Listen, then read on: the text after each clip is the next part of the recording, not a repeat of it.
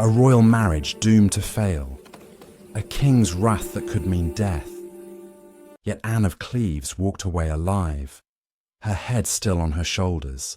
Welcome to How Did Anne of Cleves Survive Her Disastrous Marriage to Henry VIII, a tale of wit, resilience, and survival in a court of danger. The year was 1539, and the air in the English court buzzed with whispers of a new queen. Anne of Cleves, a 24-year-old noblewoman from a small German duchy, was about to step into a world of opulence and peril as the fourth wife of King Henry VIII, a monarch whose temper was as notorious as his appetite for power. This chapter introduces Anne, not as a glamorous figure of legend, but as a practical, unassuming woman thrust into a political chess game far beyond her control. Born in Düsseldorf, Anne grew up in the modest court of Cleves, where her father, Duke John III, ruled with quiet diplomacy. Her education was simple: needlework, music, and basic literacy in German. But her upbringing instilled a keen sense of duty and a calm pragmatism that would soon be tested. Unlike Henry's previous wives, Anne wasn't raised in the glittering courts of Spain or England. Her world was one of restraint, where survival meant blending in, not standing out.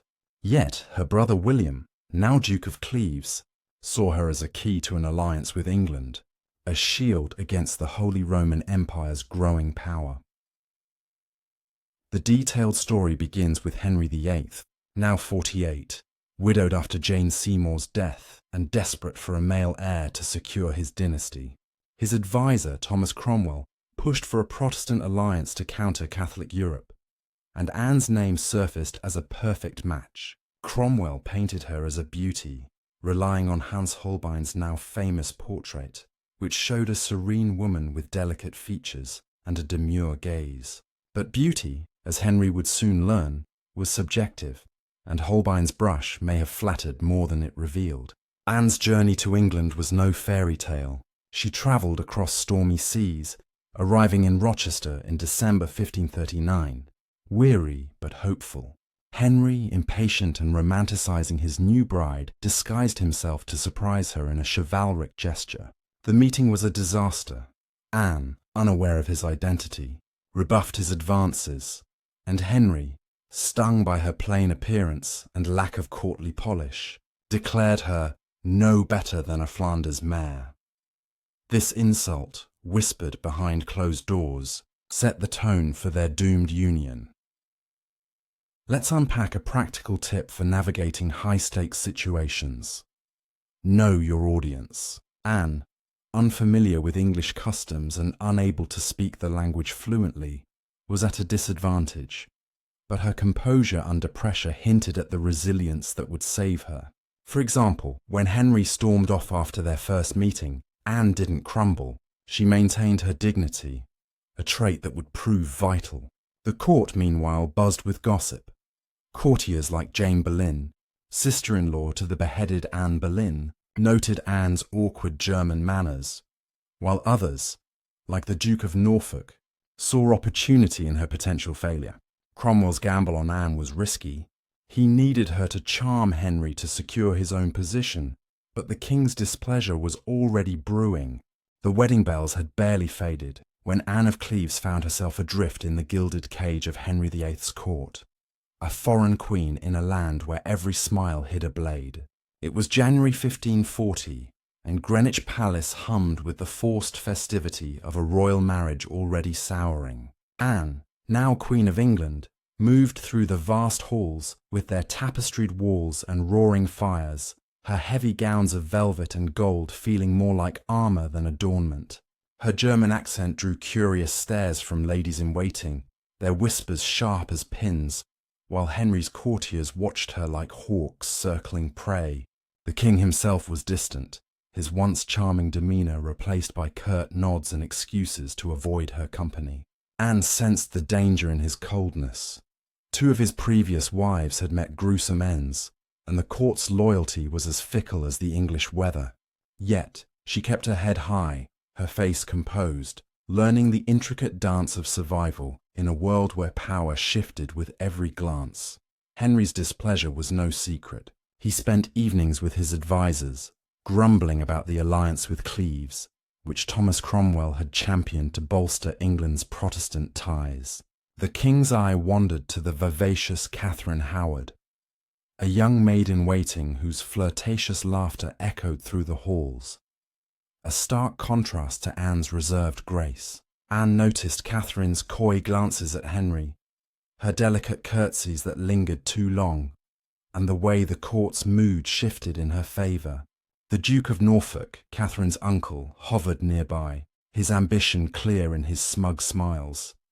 He saw a chance to replace Anne with his niece, undoing Cromwell's influence. Anne, though, was no fool. She understood the game, even if she didn't speak its language fluently. She began to study the court's players, noting who whispered to whom, who avoided her gaze, and who offered kindness that felt too calculated, like Jane Boleyn's sugary compliments that masked a hunger for gossip. Anne's days were filled with small battles. She struggled with English, relying on translators who often smirked at her stilted phrases, but she practiced in secret, mouthing words by candlelight in her chambers. The court's customs baffled her. Banquets where dishes were presented with theatrical flair, masks where masked dancers spun tales of allegory she couldn't follow. Yet, she observed, learning to mimic the poise of English ladies, her hands steady as she played the lute, a skill that earned reluctant nods from the courtiers. She forged quiet alliances, offering smiles to maids who brought her warm bread or cleaned her rooms, knowing their loyalty could be a lifeline. One such maid, a sharp-eyed girl named Bess, whispered of rumours. Henry was seeking grounds to annul the marriage, claiming it was never consummated, a charge Anne knew was true, but dangerous to admit. The king's impatience grew, his visits to her chambers rare and formal, his frustration palpable in every forced smile. The court's tension thickened as spring approached, the air heavy with the scent of blooming roses and brewing plots. Anne overheard snippets of conversation. Norfolk's men plotting to elevate Catherine, Cromwell's strained defences of the Cleves alliance. She sensed the noose tightening, not around her neck, but around her position. Henry's temper flared in public, his voice booming during a council meeting about the unpleasantness of his bride, a humiliation Anne bore silently, her face a mask of calm. She wrote careful letters to her brother William in Cleves, hinting at her precarious situation without begging for rescue. She knew her survival depended on her own wits, not distant aid. The court's whispers grew louder. Annulment was imminent, and with it, the risk of exile or worse. Anne stood at a crossroads, the weight of her title both a shield and a target. The court's eyes followed her every move, waiting for a misstep. Stay tuned as Anne faces the unravelling of her marriage, where her next steps could mean freedom or ruin. The spring of 1540 bloomed with danger for Anne of Cleves, as the English court's whispers turned into a clamour for her downfall. Greenwich Palace, with its sprawling gardens and echoing halls, felt like a labyrinth where every turn hid a new threat. Anne, still wearing the title of queen, moved through her days with the caution of a deer in a hunter's wood, her every gesture watched by courtiers eager to curry favour with a king whose heart was already elsewhere. Henry VIII's attention had fully shifted to Catherine Howard, whose youthful charm and flirtatious giggles filled the banqueting halls, a stark contrast to Anne's quiet dignity. The king's visits to Anne's chambers ceased entirely, replaced by cold silences and pointed absences at court events. She felt the weight of his rejection, but her calm exterior never wavered. She knew that showing weakness in this den of ambition could be fatal. Her survival now depended on reading the court's shifting alliances and finding a way to secure her place, or at least her life, in a kingdom that no longer wanted her. The political tide was turning against Thomas Cromwell, the architect of Anne's marriage, whose Protestant alliance now seemed a liability to Henry. The king, swayed by the Catholic-leaning Duke of Norfolk and his allies, began to question Cromwell's loyalty, his temper flaring in council meetings where Anne's name was a convenient scapegoat. Norfolk's influence grew, his sharp eyes glinting as he pushed Catherine Howard forward, her every smile a calculated move to eclipse Anne. Courtiers whispered of annulment proceedings, citing Henry's claim that the marriage was unconsummated, a legal manoeuvre that could free him to wed Catherine. Anne, though, was no passive pawn. She spent her evenings in her chambers, poring over letters from her brother William, who urged her to stand firm but offered no practical aid from distant Cleves. She also cultivated quiet friendships with minor courtiers, like the gentle Lady Margaret Douglas, who shared stories of Henry's past wives, their fates a grim warning of what defiance might bring. Anne's keen observation revealed cracks in the court's facade. She noticed Jane Boleyn, ever eager for intrigue, slipping notes to Norfolk's men, her loyalty as fluid as the Thames. Bess, the maid who had warned her of annulment rumours, brought more whispers. Cromwell was gathering evidence to save himself, including documents that might implicate Anne in a fabricated scandal to force her compliance. Determined to protect herself, Anne began to charm the lower ranks of the court. Servants, musicians, even the cooks, offering kind words and small tokens, like a silver coin for a stable boy who tended her horse. These small acts built a network of eyes and ears, alerting her to Henry's growing agitation and Norfolk's late-night meetings. One night, Bess slipped her a scrap of paper, a copied fragment of a letter from Norfolk to Catherine, urging her to win the king's heart swiftly. Anne tucked it away, her mind racing. This could be leverage, proof of a plot to oust her. As May turned to June, the court's atmosphere grew stifling, the scent of lavender and wax in the palace halls unable to mask the stench of betrayal. Anne attended a grand feast, her presence required despite Henry's open preference for Catherine, who danced with him under glittering chandeliers. Anne sat at the high table, her smile serene, but her eyes caught every glance. Norfolk's smug nod to his allies, Cromwell's tense frown, Lady Margaret's sympathetic look. She overheard a courtier mutter about a pre-contract from Cleves, a supposed betrothal from Anne's youth that Henry's lawyers were digging into as grounds for annulment. The accusation was flimsy, but Anne knew truth mattered less than the king's will. She resolved to play her part carefully, neither resisting nor surrendering, her every word measured to avoid giving her enemies ammunition. Anne stood on the edge of a precipice, her queenship crumbling, but her resolve hardening. The court's plots were closing in, and she needed to act before Henry's decision became final. Stay tuned as Anne faces the annulment's looming shadow, where her next move could secure her future or seal her fate. By June 1540, the air in Greenwich Palace was thick with intrigue, as heavy as the velvet drapes that framed its towering windows. Anne of Cleves, still clinging to her title as queen, felt the court's eyes boring into her with every step, their whispers sharp as the summer breeze that carried the scent of roses through the open courtyards. The annulment loomed like a storm cloud, its shadow darkening her every move, yet Anne's calm demeanour masked a mind racing with strategy. Henry VIII, now openly enamoured with Catherine Howard, made no effort to hide his disdain for his foreign bride, his laughter echoing at feasts where Catherine's youthful beauty outshone Anne's understated grace. The king's council chambers buzzed with talk of dissolving the marriage, and Anne knew her time as queen was measured in days, not months. But she wasn't the naive girl who had arrived 6 months earlier. She had learned the court's rhythms, its hidden currents of power, and she was determined to navigate them to secure her future, not just her survival. The stakes were high. Exile, imprisonment, or worse, were fates that had befallen Henry's other wives, and Anne refused to join their tragic ranks. The court was a chessboard, and Anne was learning to play. Thomas Cromwell, once her champion, was now a man fighting for his own life, his Protestant alliance crumbling under the weight of Henry's fickle desires and the Duke of Norfolk's Catholic ambitions.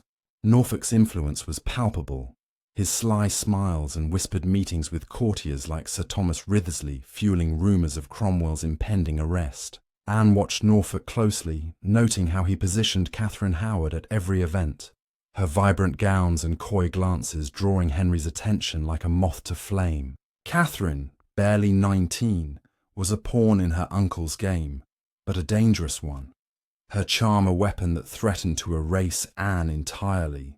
Yet Anne found unexpected allies in quieter corners. Lady Margaret Douglas, whose kind eyes offered silent support, and Bess the maid, who slipped her tidbits of gossip. Norfolk was pushing the pre-contract angle, claiming Anne's childhood betrothal to a German noble made her marriage to Henry invalid. The claim was shaky, but Anne knew Henry's will could bend truth to his whims. Anne's days were a delicate balance of caution and calculation. She attended court functions, her heavy gowns of brocade and fur stifling in the summer heat. Her German accent softened by months of practice, but still a target for snide remarks from courtiers like Jane Boleyn, whose sharp tongue masked her own precarious position. Anne countered with small gestures of defiance. She played the lute with skill at a banquet, earning grudging applause, and gifted a finely embroidered handkerchief to a skeptical lady-in-waiting, winning a hesitant smile. These acts were deliberate, building a reputation for grace under pressure. She spent evenings in her chambers, candlelight flickering on her desk as she wrote to her brother William, carefully wording her letters to hint at the annulment without admitting defeat. William's replies were stern, urging her to uphold Cleves's honour, but Anne knew her survival depended on her own cunning, not distant pride. One humid evening, Bess brought her a crucial piece of information. Henry's lawyers were preparing to summon her to testify about the marriage's non-consummation, a humiliating but strategic move to nullify it without bloodshed. Anne's heart sank, but her mind sharpened. She saw an opportunity. If she cooperated, she might avoid the fates of Anne Boleyn and Catherine of Aragon, whose resistance had led to execution and exile. She began to gather her own leverage, keeping the scrap of Norfolk's letter to Catherine, which hinted at a plot to hasten her removal. She also cultivated a friendship with Charles Brandon, Duke of Suffolk, a loyal but pragmatic friend of Henry's, whose gruff kindness suggested he might advocate for her if the terms were right. At a court masque, she overheard Wriothesley muttering about Cromwell's treasonous letters, a sign that her former ally was doomed, and with him, her last tie to the marriage's original purpose. The annulment proceedings began in July, the palace's stone walls seeming to close in as Henry's men presented their case. Anne was called before a panel of grim-faced bishops and lawyers, their questions probing and invasive, yet she answered with composure, neither confirming nor denying the intimate details, letting Henry's claims stand unchallenged. Her silence was her shield, her agreement a calculated surrender. She knew the court was watching, from Norfolk's triumphant smirk to Lady Margaret's quiet nod of respect. The scent of ink and parchment filled the air as papers were signed, sealing her fate as queen no more. But Anne's thoughts were already on what came next, securing a place in England, not as a discarded wife, but as a survivor. Anne faced the end of her queenship with a resolve forged in the crucible of the court's deceit. The annulment was a door closing, but also one opening, if she could play her final moves wisely. Stay tuned as Anne negotiates her future, turning defeat into a triumph of survival. The summer of 1540 was a turning point for Anne of Cleves, as the annulment of her marriage to Henry VIII was finalised, stripping her of her crown, but not her spirit. On July 9, 1540, the papers were signed in a quiet chamber at Westminster, the scratch of quills on parchment echoing like a final heartbeat of her queenship. The air was heavy with the scent of dust and old wood, the room stark compared to the lavish halls of Greenwich Palace. Anne stood before the council, her face serene, her hands steady, dressed in a simple gown of blue velvet that spoke of dignity rather than defiance. The bishops and lawyers, led by the stern Archbishop Cranmer, declared the marriage void, citing the unconsummated union and a flimsy pre-contract from her youth. Anne nodded, her silence a calculated gift to Henry, who watched from a distance, his face unreadable but his relief palpable. She knew resistance could mean exile or worse, as it had for Catherine of Aragon or Anne Boleyn. Instead, she chose a path of pragmatism, turning the court's betrayal into an opportunity to secure a new life in England, far from the deadly whims of a king. With the annulment sealed, Anne was no longer queen, but Henry, perhaps softened by her compliance, offered her a generous settlement. She was granted the title of King's beloved sister, a rare honour that spared her the disgrace of being cast out. He bestowed upon her Richmond Palace and Hever Castle, along with a substantial income, ensuring her financial independence, a rarity for a woman in Tudor England. Anne moved to Richmond, its sprawling gardens and quiet halls a stark contrast to the suffocating intrigue of court. There, she began to carve out a new existence, hosting small gatherings where the scent of fresh-baked bread and blooming lavender filled the air. She invited minor courtiers like Lady Margaret Douglas, who brought news of the court's latest dramas, including Thomas Cromwell's execution in July, a grim reminder of the stakes Anne had escaped. Catherine Howard, now Henry's fifth wife, was a fleeting shadow, her rise swift but her fate already whispered to be unsteady. Anne's new life was one of quiet reinvention. She learned to navigate English society, her accent softening as she practiced with servants and local gentry, her lute playing earning admiration at private dinners. She corresponded with her brother William in Cleves, assuring him of her safety while carefully avoiding any hint of resentment that could stir trouble. Her household grew loyal, from Bess, who followed her to Richmond as a trusted maid, to cooks who delighted in her requests for German dishes like spiced cabbage. Anne also kept a watchful eye on the court, aware that Henry's favour could shift like the wind. When rumours reached her of Catherine Howard's indiscretions, she sent discreet gifts, a fine shawl, a silver goblet, to courtiers like Charles Brandon, Duke of Suffolk, ensuring her name remained in their good graces. These small acts of diplomacy were her shield, keeping her safe from the court's volatility. As months turned to years, Anne's wisdom shone. She avoided entanglement in political plots, unlike Jane Boleyn, who later faced execution for aiding Catherine Howard's downfall. When Henry visited Richmond in 1541, his mood softened by wine and Anne's warm hospitality. He praised her as a good sister, a moment that solidified her place in England. She attended his daughter Mary's events, forming a cautious bond with the future queen, her kindness a bridge to the next generation. The manor's peaceful gardens became her refuge, where she walked among roses and planned her future, free from the court's gilded cage. By 1543, as Henry wed his sixth wife, Catherine Parr, Anne was a respected figure, her survival a testament to her ability to bend without breaking, to turn rejection into reinvention.